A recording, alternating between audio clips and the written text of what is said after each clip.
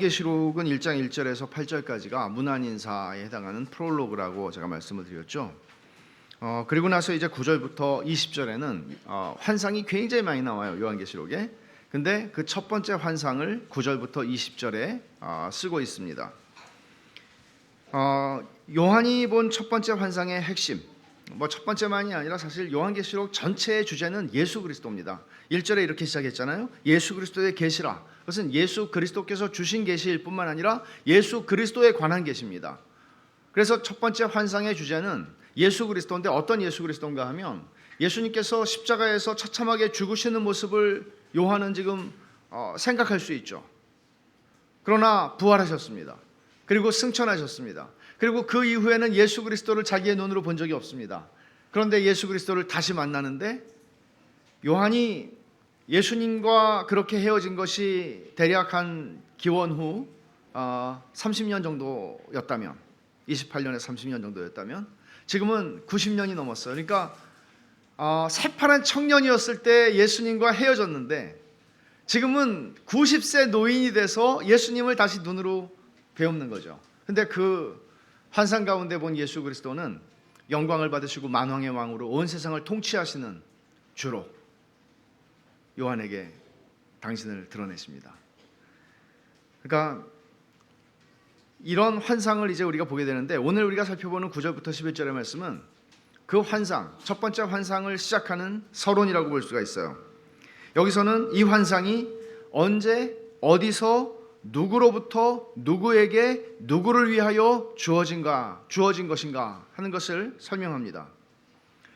그리고 실제로 이 요한계시록을 처음에 받은 사람들은 누구겠어요? 소아시아에 있는 7교회 성도들이잖아요. 그 사람들이 1차적인 독자들이죠. 요한계시록에 그 1차적인 독자들이 이 말씀들을 하나하나 읽으면서, 야, 우리 주께서 영광을 받으시고 만왕의 왕으로 통치하시면서 당신의 그 영광스러운 모습을 요한에게 보여주셨는데, 그것은 우리에게, 그것을 네가 본 것을 다 기록하여 7교회의 성도들에게 보내라 하신 말씀을 읽으면서 이들은, 주께서 이렇게 통치하고 계시고 왕으로 계시는구나, 우리를 생각하시는구나, 우리를 아시는구나 하면서 그들은 큰 위로를 얻었을 것이 분명합니다. 근데 이런 면에서 오늘 21세기를 사는 한국 사람들, 우리들이죠. 우리들도 동일한 위로와 힘을 얻을 수 있는 말씀인 것은 분명합니다. 우리가 아는 대로 1세기 말의 교회가 굉장히 큰 박해의 위협 가운데 있었습니다. 그래서 배교를 해야 되나? 그러니까 기독교를 떠나야 되나? 내가 좀 고생하지 않고 살려면 내가 이렇게 믿음을 계속 지켜가지고는 이 세상 힘들게 살겠는데, 이런 것들이 사실은 굉장히 피부에 와닿는 어려움들이었고, 그러다 보니 배교하는 사람들이 생겼고, 배교하는 사람들이 생기다 보니 그들 중에는 다 저 사람 배교할 줄 알았어, 이런 사람만 배교하는 게 아니었단 말이죠. 저 사람은 틀림없어, 저 사람은 내게 복음을 가르쳐 주신 분이야, 이런 사람들이 배교하는 일들이 일어났습니다.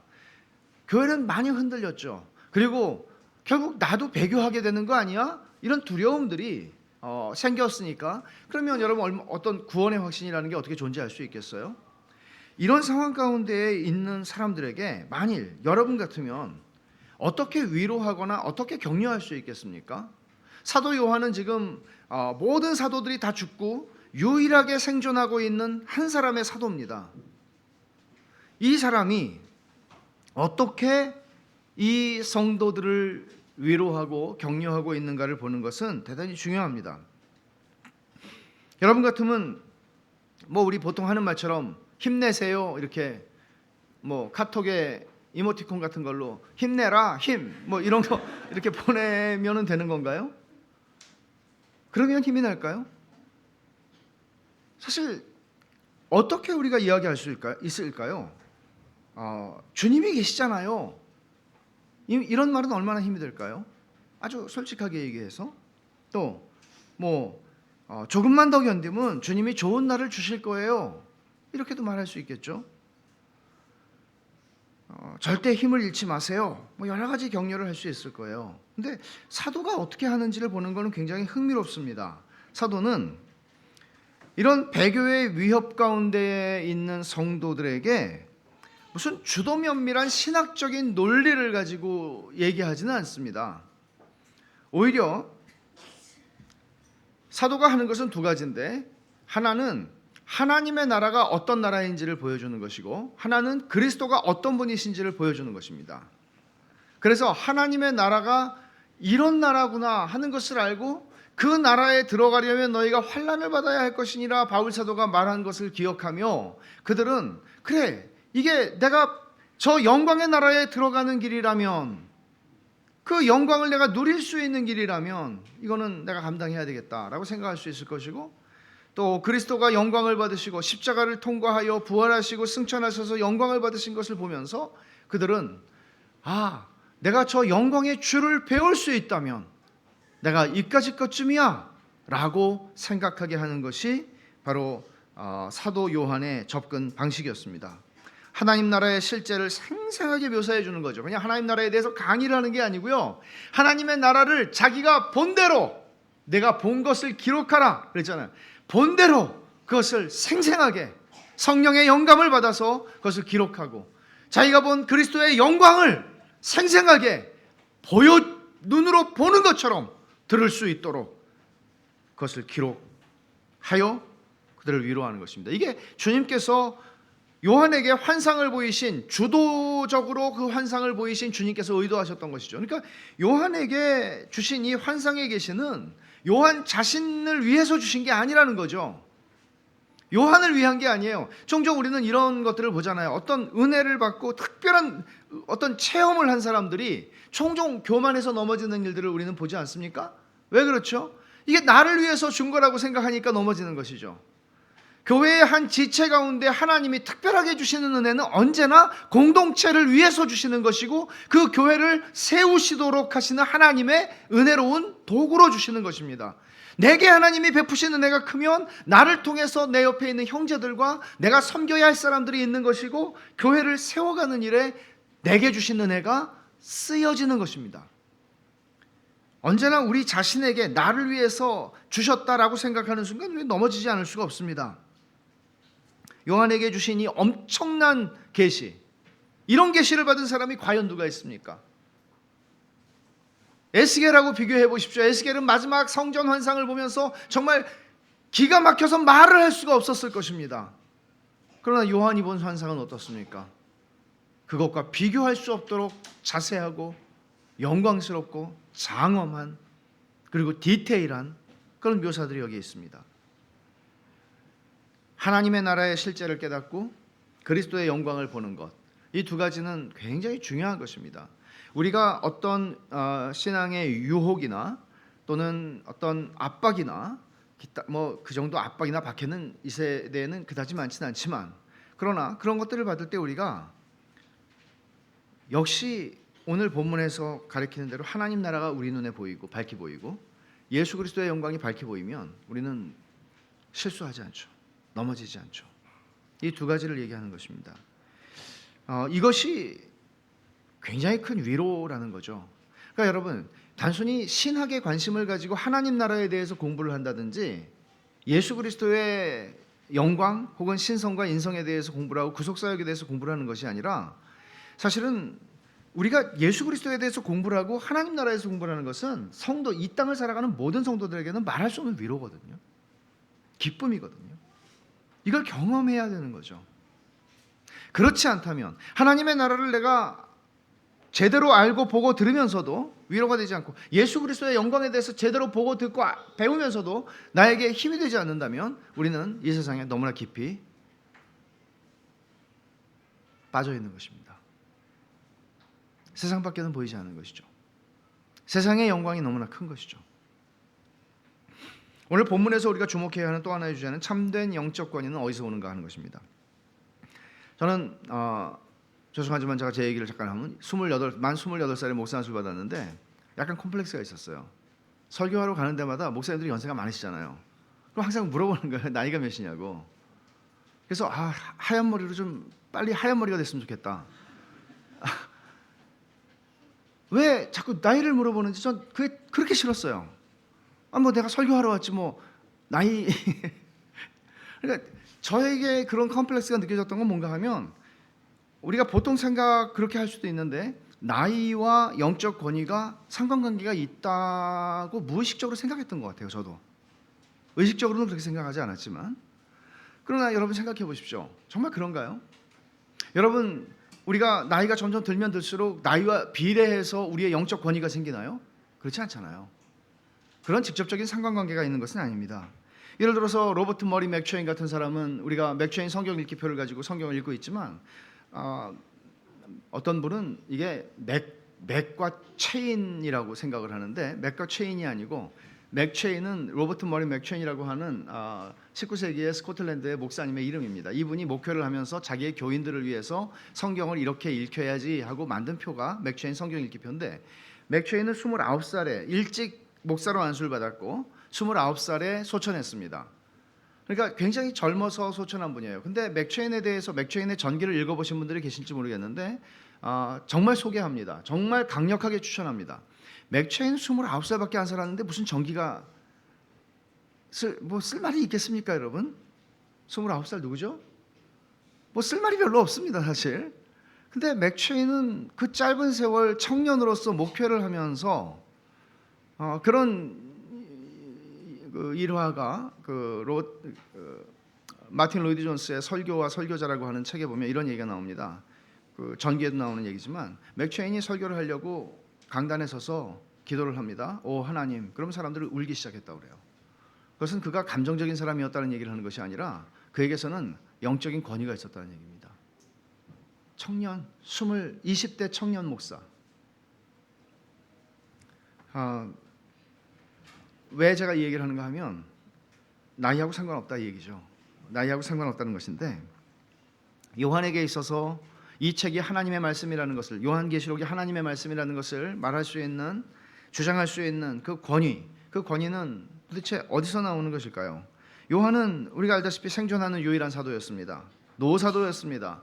나이가 벌써 90이 넘은 분이었습니다. 이쯤 되면 나이로도 연륜으로도, 그리고 요한이 생각할 때 자기가 사도성을 내세울 수 있고 여러 가지, 이 편지를 받게 될 사람들과 자신이 얼마나 다른 존재인지, 내가 쓰는 서신이라는 것, 이 자체로 이 편지의 권위를, 이 요한계시록의 권위를 내세울 수 있었음에도 불구하고 그는 그렇게 하지 않습니다. 왜냐하면 차별성에서 참된 영적 권위가 나오지 않거든요. 사람들이 착각하는 게 뭔가 하면 차별성에서 영적 권위가 안 나온다는 거죠. 모르겠어요. 목사님들이 그러더라고요. 훌륭하신 것 같은 목사님들이 교인들하고 같이 모욕하지 마라, 목욕탕 가지 마라. 그래서 예수님도 모욕했을 것 같은데, 내가 이렇게 생각했거든요. 옛날에는 그림자도, 선생님 그림자도 안 밟는다 그랬잖아요. 하긴 저도 중학교 때 동네 목욕탕 갔는데 목사님을 뵙고는 정말 그때 그 심장이 멎는 것 같은, 정말 너무나 놀래가지고 씻지도 못하고 나왔던 것 같아요, 진짜로. 그러나 그 다음에 제가 은혜 받는 데는 전혀 지장이 없었습니다. 사도가 자기를 어떻게 소개하는지 한번 보세요. 9절에 나 요한은 너희 형제 예수의 환난과 나라와 참음에 동참하는 자라. 불리한 얘기를 하고 있는 겁니다. 차별성을 두는 게 권위가 나올 수 있는 굉장히 유리한 입장인데, 난 너하고 달라, 공부를 많이 했거든, 난 너하고 달라, 오래 살았거든, 난 너하고 달라, 내가 세상에 많은 걸 돌아다니며 배웠거든, 난 너하고 달라, 이렇게 말해야 되는데 나는 너의 형제다. 너희의 형제다. 나도 너희와 똑같은 사람이다. 그렇게 얘기를 하죠. 그리고 또 뭐라고 그래요? 예수의 환난과 나라와 참음에 동참하는 자라. 동참한다는 얘기는 너희도 참여하고 있고 나도 참여하고 있다, 그 얘기를 하는 겁니다. 그러니까 너희하고 나하고 동일한 하나님의 자녀들이야, 이렇게 얘기를 하는 거죠. 참된 영적 권위가 자신을 차별화하는 데서 오지 않는다는 것을 잘 아는 것입니다. 영적 권위는 주님에게서 옵니다. 주님에게서 오는 것입니다. 아무리 자기를 차별화해도 우리는 우리 자신일 뿐이죠. 그리고 언젠가 실수하고, 사실 그렇잖아요. 다 우리 가운데 얼마나 대단하고 얼마나 훌륭한 사람이 있겠습니까? 다 사람인걸요. 다 형제예요. 여러분, 교회 직분자들의 권위는 어디서 옵니까? 목사와 장로와 집사, 권위는 어디서 옵니까? 그것은 주님에게서 오는 겁니다. 주님이 그 직분을 세우신 것입니다. 그리고 주님의 뜻을 따라 주님을 대신하여 주님이 기뻐하시는 대로 그 직분을 행사할 때 그 직분자의 권위가 서는 것입니다. 자기 주장을 하는 것, 목소리 큰 것이 권위가 아니란 말이죠. 모든 참된 영적 권위는 사람이 가진 나이나 권력이나 포지션이나 학벌이나 지식에서 나오지 않습니다. 영적 권위는 주님에게서 오는 겁니다. 사도는 그걸 너무나 잘 알았기 때문에 자기를 형제요, 그리고 너희와 똑같이 예수의 환난과 나라와 참음에 동참하는 자라고 자기를 소개하는 것입니다. 자신의 차별적인 점을 내세우거나 무게를 잡는 데서 권위가 주어지지 않는다는 것을 알 때 그 권위는 자연스럽습니다. 본문에서 사도는 이렇게 말합니다. 오늘 9절, 10절, 11절을 읽었는데 이런 얘기를 하는 겁니다.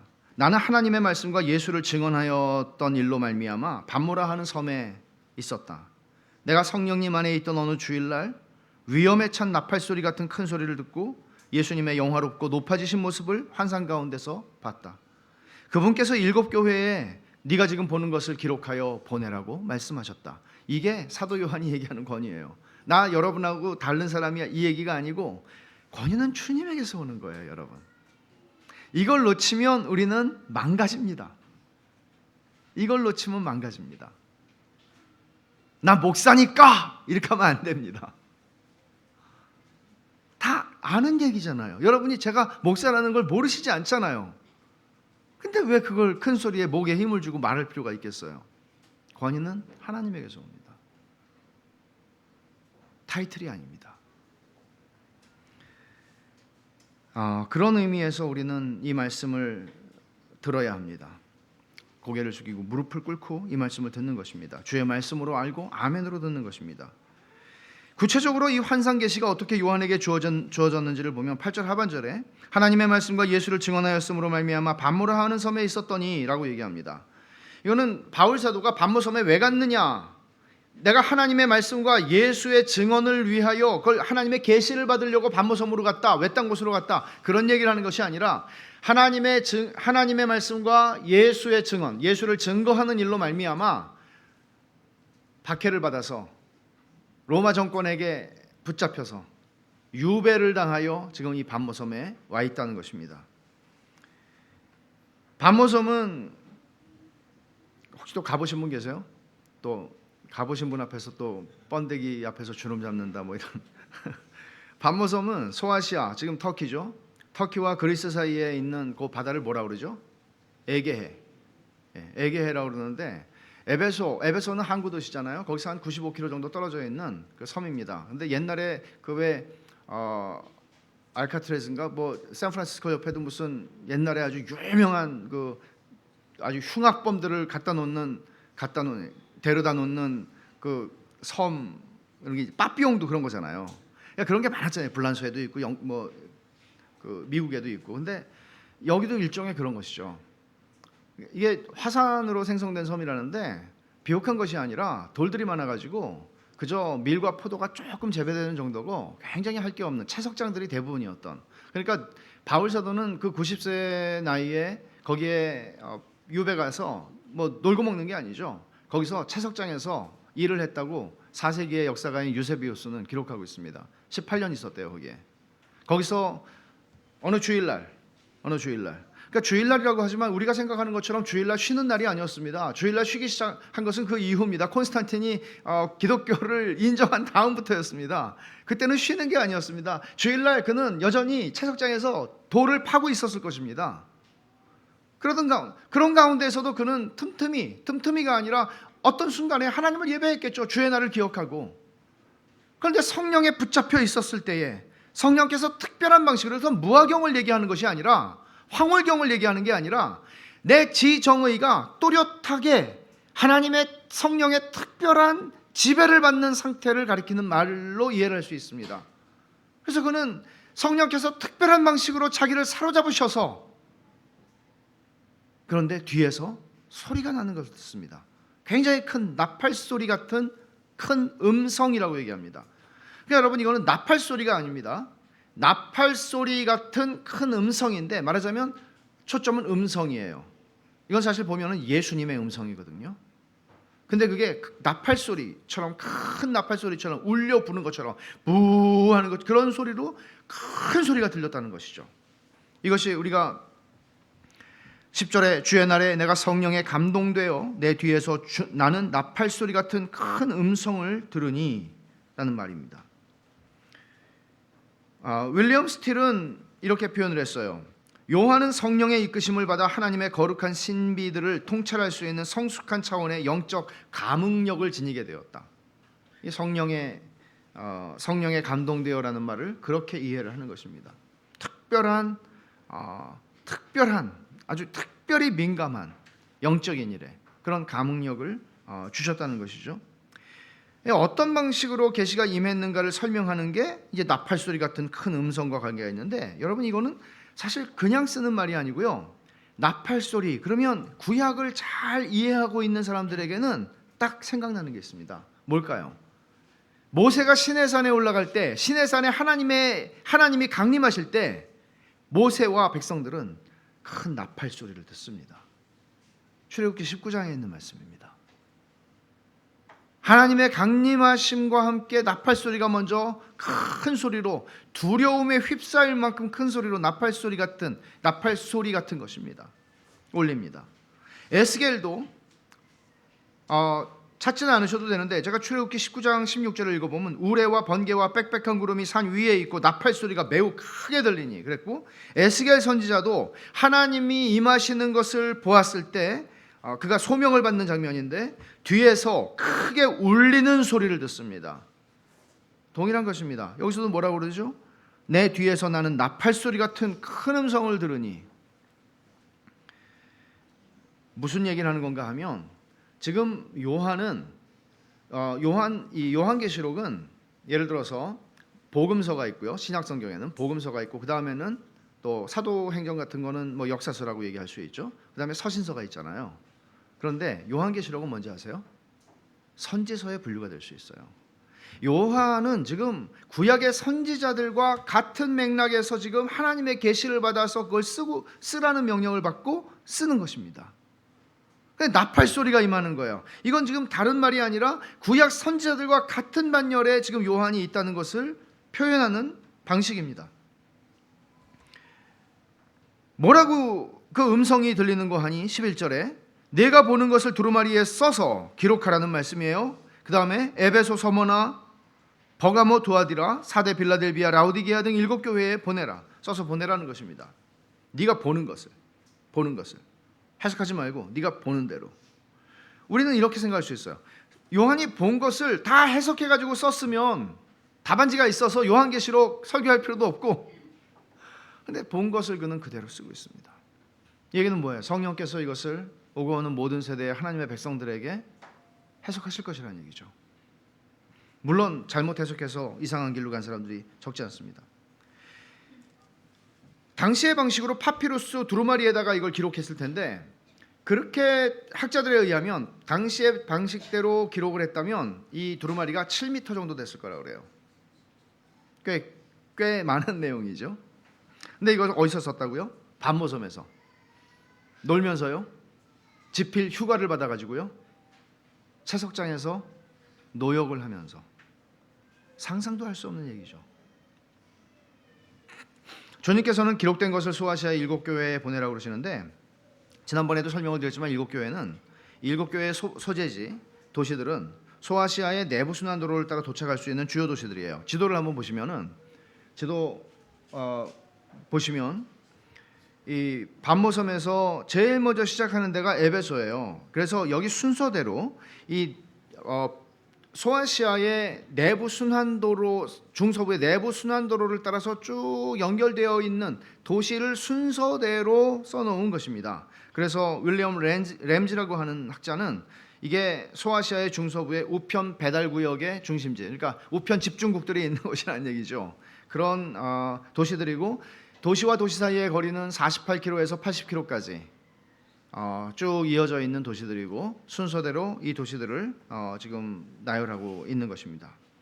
그러니까 이 써서 보내라 하는 거, 이 나팔소리 같은 큰 음성, 이건 누구의 음성이라고요? 주님의 음성이라고요. 그러니까 주님의 음성이라는 얘기는 뭔가 하면, 주님이 이 계시를 지금 말씀하고 계시고 요한에게 요구하고 계시고, 누구를 위해서? 누구에게? 사도 요한에게만이 아니라 7교회에 고난받고 있는 성도들에게. 무엇을? 그리스도의 영광을 보여주라는 것입니다.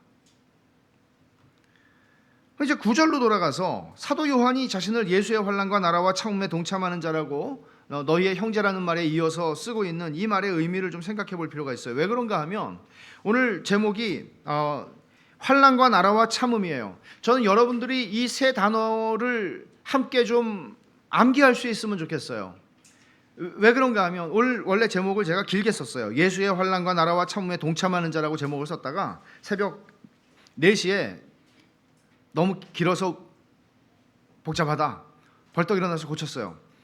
환난과 나라와 참음, 환난과 나라와 참음, 이 세 가지를 한번 생각해 보세요. 이거는 헬라어에서는 하나의 관살에 세 단어가 다 쓰여졌는데 이게 무슨 상관이 있습니까? 우리가 환난과 참음이라는 건 인내한다, 견딘다 그런 말이니까 연결이 되잖아요. 근데 가운데 나라는 왜 꼈습니까? 이 세 가지를 나열한 방식은 사실 요한계시록 전체의 메시지하고 굉장히 중요한 관계가 있거든요. 다시요. 한번 저를 보고 한번 해보세요. 환난과 나라와 참음. 나라가 왜 들어가니까? 환난과 참음. 환난을 견디라, 환난을 참아라 이렇게 얘기하면 되는데 환난과 참음과 나라 이렇게 해도 되는데 왜 환난과 나라와 참음이냐고요. 이거를 아바 패턴, 그러니까 ABA 방식이라고 그러는데 세 가지가 있어요. A가 있고 B가 있고 또 A가 나와요. 그러면 이 양쪽에 있는 A는 비슷한 개념이에요. 연결된 개념이에요. 근데 가운데 있는 B는 A하고는 되게 다른 개념이에요. F.F. 브루스라고 하는 학자는 이렇게 설명합니다. 요한이 나라를 환난과 참음 사이에 두는 것은 반복되고 있는 신약 성경의 주제를 강조하는 것이다. 무슨 얘기죠? 우리는 생소하게 이 말을 들으면 안 된다는 거죠. 신약 성경이 쭉 얘기하고 있는 주제를 이 세 단어의 나열 순서를 통해서 말하고 있다는 것입니다. 환난의 참음, 양쪽에 있는 A예요. A. 환난의 참음은 하나님 나라에 들어가는 길이다. 따라서 요한이 아시아 교회들에 있는 그의 친구들에게 굳게 서 있도록 격려하고 있다면 그는 방관적 입장에서 그들을 격려하는 게 아니라 오히려 동일한 전투에 참여하는 자로서 격려하는 것이다. 환난과 참음은 나라에 들어가는 길이다. 이렇게 이제 F.F. 브루스는 설명해요. 좀 더 설명할게요. 환난과 참음은 신자들이 하나님 나라에 참여하는 결과로 주어지는 것입니다. 내가 하나님 나라의 백성이 됐기 때문에 하나님 나라의 백성이 된 사람에게, 하나님 나라에 속하게 된 사람에게 양쪽에 나를 둘러차는 게 있어요. 뭐예요? 환난과 참음이에요. 그게 하나님 나라의 백성의 특징이에요. 하나님 나라의 백성이 된 사람들에게 환난과 참음이 있다는 얘기를 하는 거예요. 그러니까 지금 1세기 말의 성도들은 환난 속에서 견디고 지금 여기까지 오고 있어요. 배교의 위협이 있어요.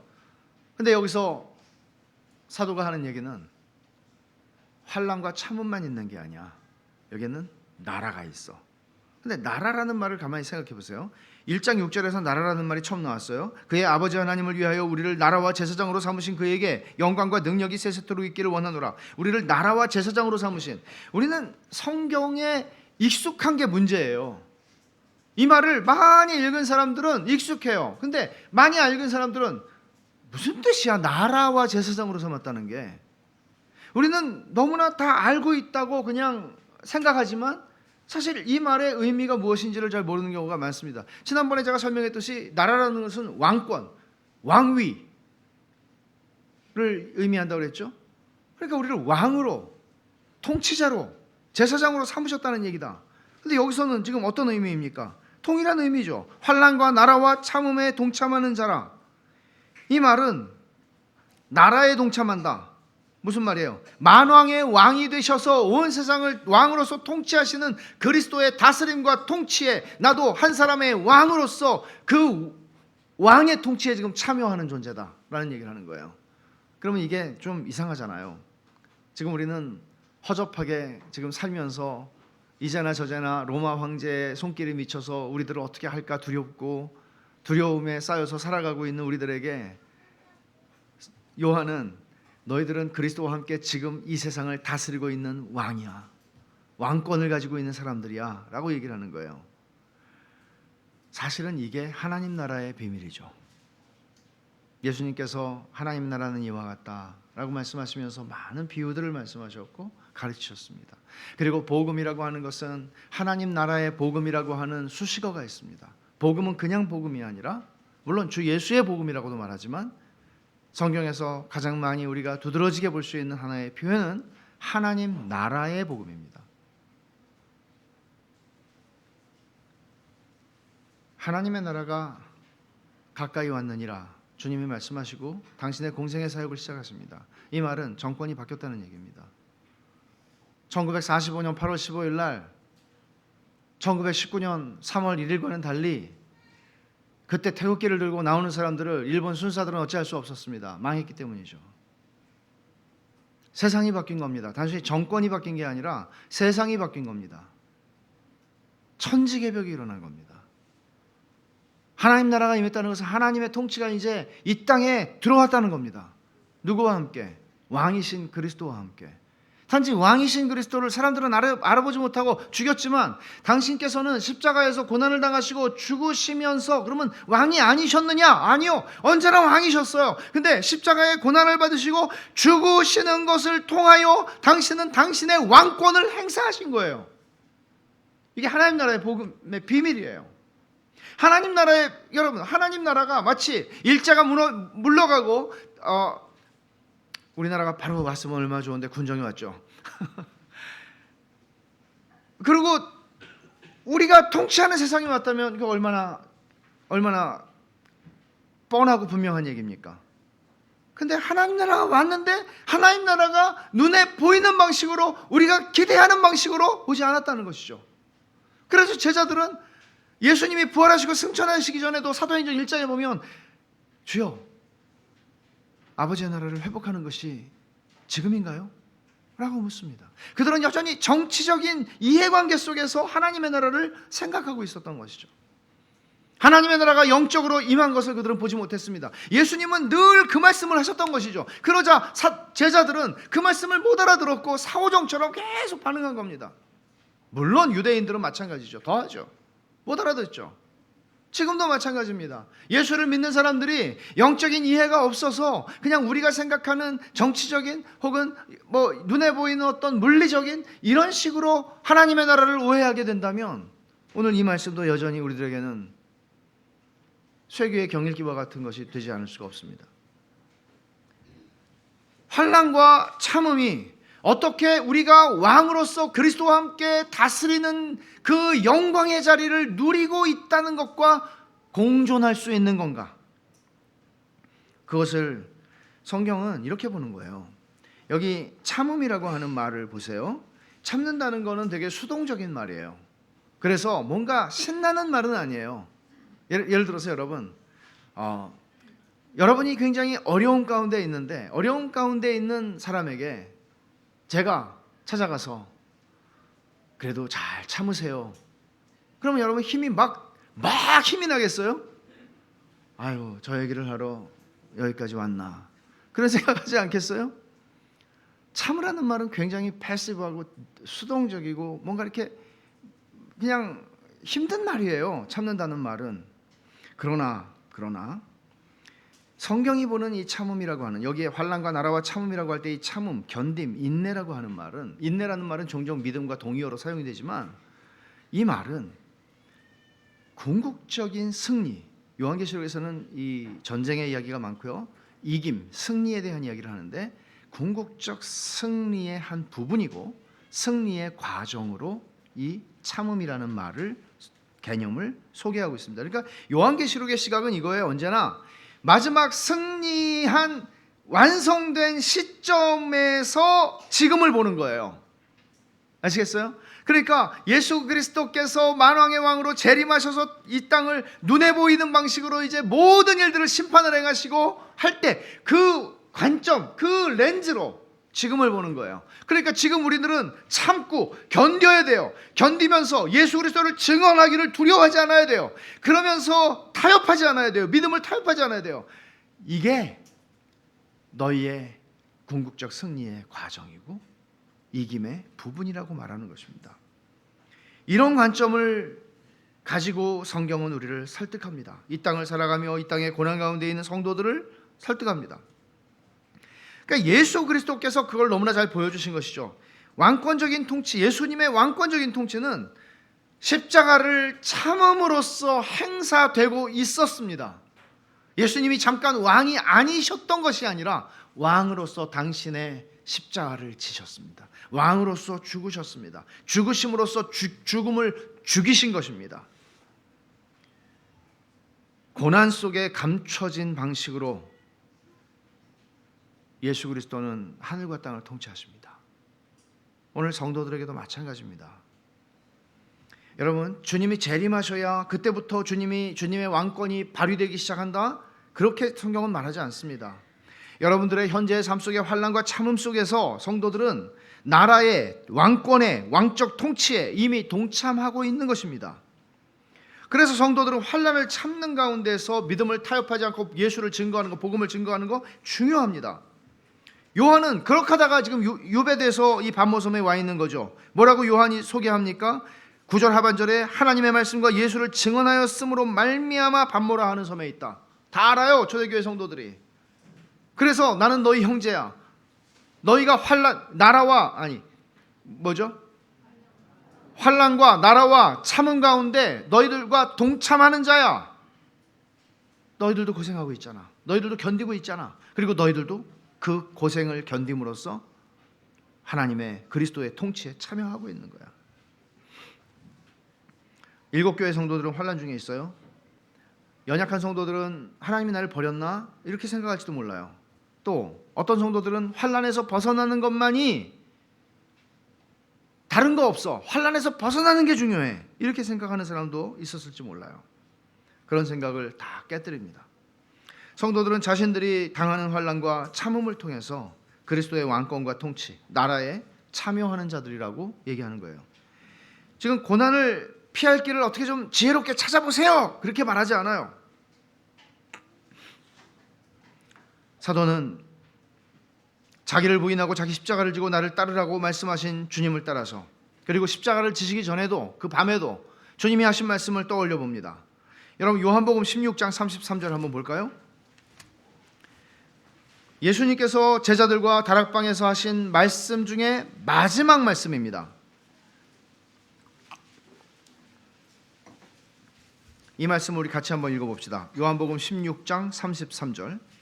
이것을 너희에게 이르는 것은 너희로 내 안에서 평안을 누리게 하려 함이라. 세상에서는 너희가 환난을 당하나 담대하라. 내가 세상을 이기었노라.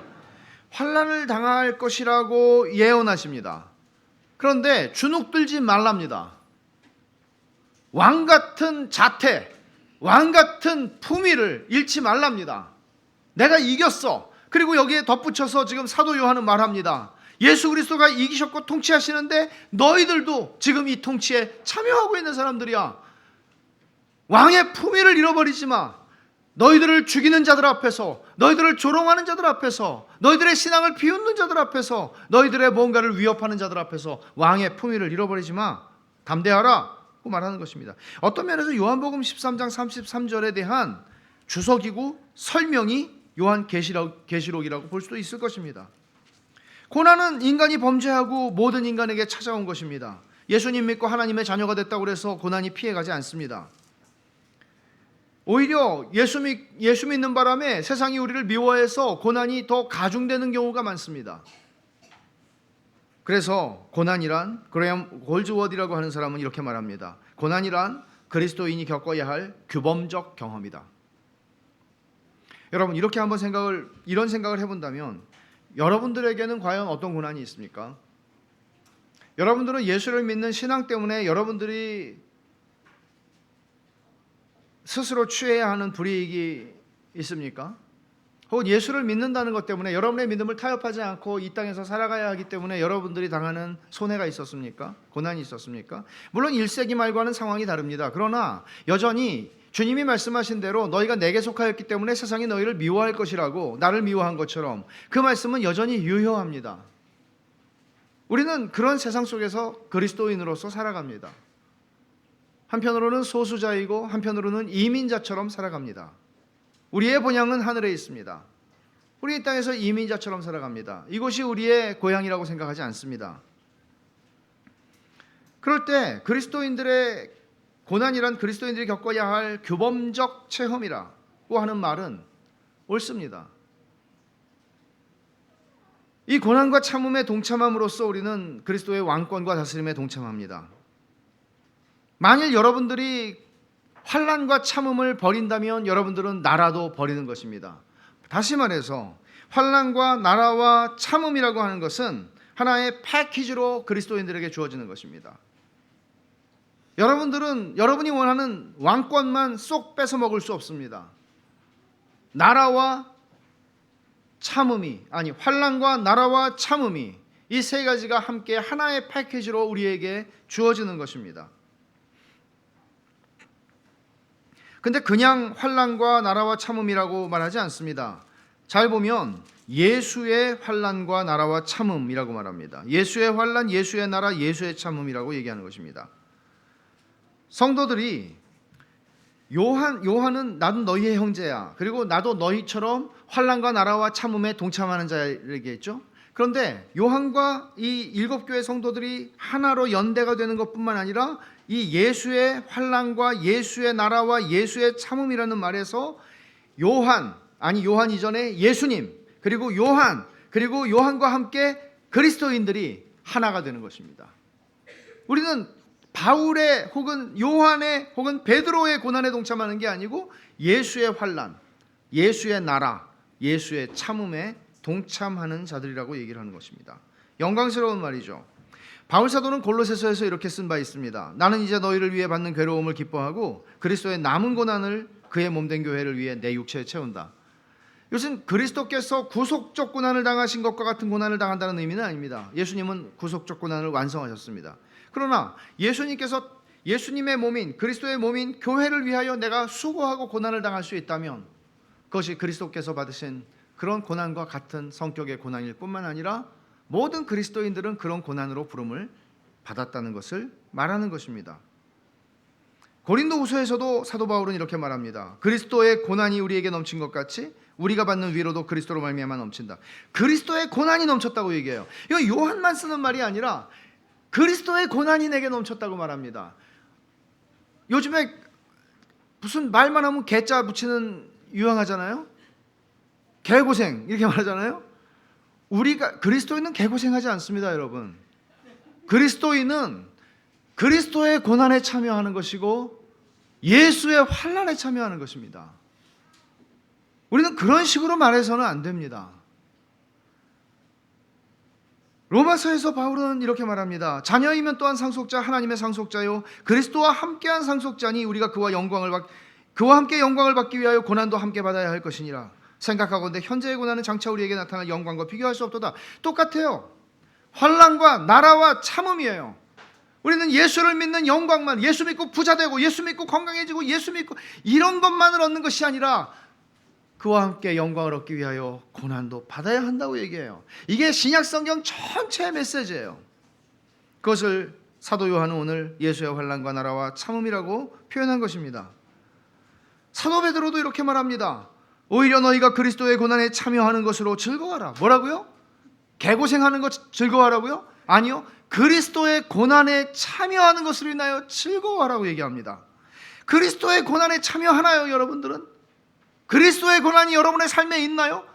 혹시 여러분들은 이런 생각을 가지고 살지 않습니까? 어떻게 해서든지 고생하지 않고 피할 길을 정말 미꾸라지처럼 피하면서 어떻게 해서든지 고생 안 하는 게 최고야?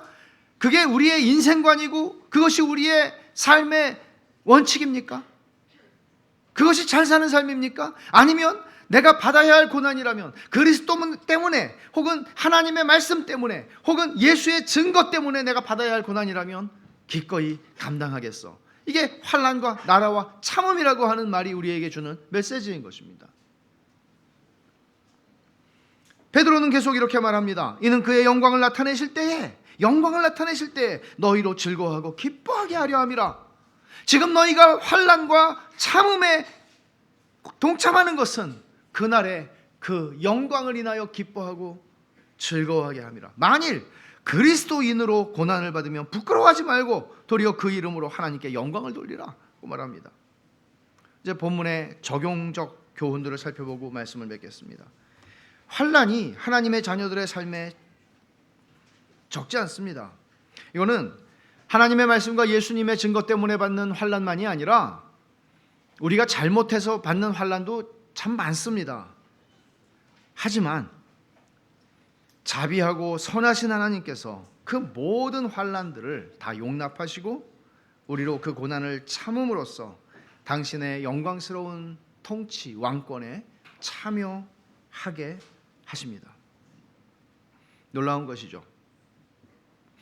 그러나 우리가 생각해야 하는 것은 사도 베드로도 말했듯이 너희가 잘못 행하여 맞고 고생을 하면 뭐 그렇게 영광스럽겠느냐. 하지만 그리스도로 말미암아 너희가 고난을 당한다면 그것이야말로 정말 영광스럽지 않느냐. 여러분이 고생하고 고난 받는 것, 뭐 고난이라고 말하기 좀 미안할 고생이라고 그래야 되겠죠. 그거는. 그러나 개는 쓰지 마십시오. 그리스도인에게는 그게 없습니다. 그리스도인에게는 모든 우리의 잘못으로 말미암은 고생조차도 주께서는 선으로 바꾸십니다. 그렇다고 해서 우리는 우리의 이기적인 욕망을 채움받기 위해서 살아가다가 고생하는 것이 아니라, 여러분이 이기적인 욕망을 크게 가진다고 해서 이기적인 욕망을 채우고 사는 건 아니잖아요. 그리스도를 위해서 살겠다고 한다고 고생한다고 생각하세요? 혹시? 그리스도를 위해서 내가 살겠다고 작정하면 여러분들은 그날로부터 거지가 되고, 그날부터 너 나를 위해 산다고 그랬지? 내가 네 재산을 다 뺏어간다. 주님 그렇게 하실까요? 그리스도를 위해 산다는 것, 그리고 그리스도를 위해서 살기 때문에 하나님의 말씀과 예수의 증거 때문에 우리가 고난을 당한다면, 그리고 그것을 참는다면 우리는 이루 말할 수 없이 그 나라의 영광에도 참여하며 그 영광을 즐거워하고 살아갈 수 있을 것입니다. 성도가 이 땅에 사는 동안 주님의 왕권적인 통치에 주님과 함께 참여하는 길은 환난과 참음을 통해서입니다. 신비 중에 신비입니다. 고난과 참음이라는 것은, 환난과 참음이라는 것은 주님께서 그들과 함께 계시지 않는 증거가 아닙니다. 여러분들이 만약에 그리스도인으로 내가 믿음을 가지고 사는데 나 왜 이렇게 고생하지? 하나님께 영광이 되지를 않지? 라고 생각한다면 여러분 오산입니다.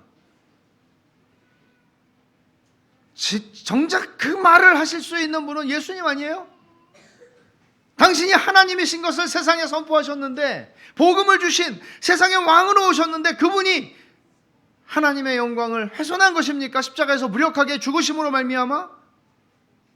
환난과 참음은 하나님이 나와 함께 하시지 않거나 하나님이 나를 못 본 척하시거나 하나님이 나를 버린 증거가 아니란 얘기예요.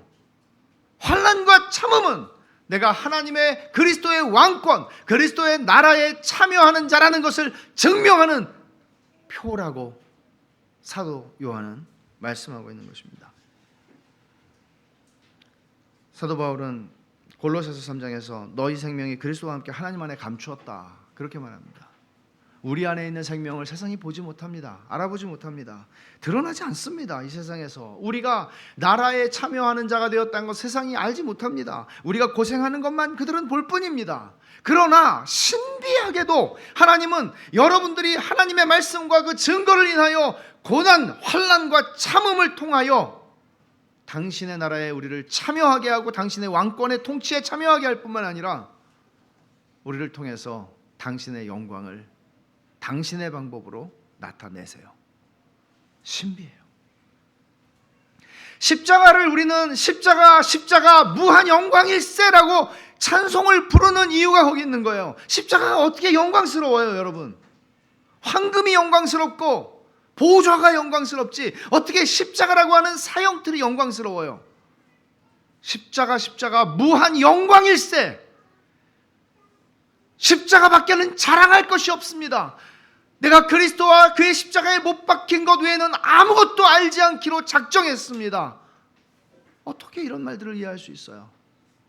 그들이 이렇게 고백할 수 있는 것은 환난과 참음만 있는 것이 아니라 환난과 나라와 참음이 함께 있는 것을 그들은 지금 경험하고 살기 때문에 그렇게 말할 수 있는 것입니다. 성도들은 자신들의 고난이 현재 하나님 나라의 성격하고 전적으로 일치한다는 것을 알아야 하고 사도는 그것을 말하고 있는 것입니다. 지금 이 땅에 존재하는 하나님 나라의 양식은 여러분들이 고난을 받는 것 정확히 일치합니다. 만일 여러분들이 이 땅에서 전혀 고난을 당하지 않고 떵떵거리고 아무 불편함 없이 그저 뭘 하면 일사천리로 모든 것들이 잘 되고 승승장구하고 염려가 없고 근심이 없고 나는 너무 재산이 많아서 이제 남은 생애를 뭐 하고 살까? 어리석은 부자처럼 생각하는 그런 사람들의 삶이라면 그것은 지금 이 땅에 존재하는 하나님의 나라와 정확하게 다르다는 것입니다. 그리스도인에게 환난과 참음은 언제나 있습니다. 왜냐하면 그것이 하나님이 우리와 함께 하시는, 하나님이 우리를 구속하셨다는, 하나님의 우리가 자녀가 되었다는 증거이기 때문입니다.